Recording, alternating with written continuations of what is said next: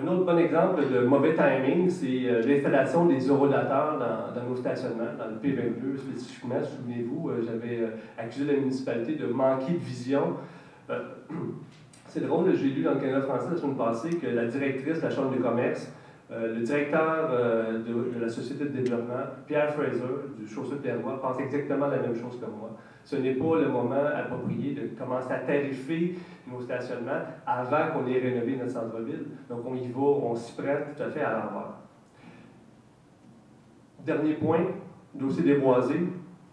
La municipalité de Saint-Jean a été honorée pour son plan de conservation. À mon avis, c'est pas du tout sérieux. Les juges n'ont certainement pas venu voir ce qui s'est fait à Saint-Jean dans le boisé d'Oulas ou dans le boisé des Frères Maris.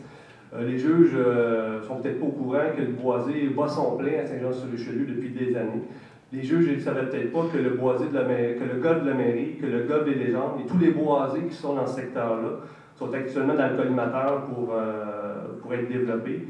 Les gens du jury ne savaient peut-être pas non plus que les objectifs de notre plan de conservation étaient justement de permettre la destruction de tous les milieux naturels qui ne sont pas inclus dans le plan de conservation.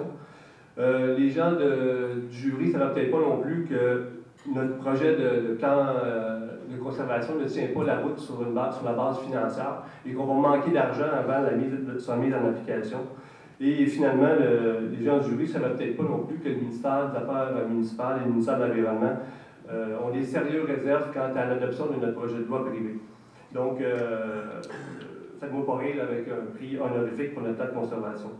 Pas besoin de vous dire que je vais m'opposer à tout changement de zonage dans le secteur justement des deux golfs. Je pense que, comme mon collègue Bessette, je pense qu'il faut envoyer un message clair aux promoteurs. Le conseiller Fontaine nous disait tantôt que, bon, qu'est-ce que vous voulez qu'on fasse? C'est la loi de l'offre et de la demande, mais c'est pas compliqué. Ce qu'on doit faire, c'est pas changer le zonage. Donc, voilà ma position. Merci.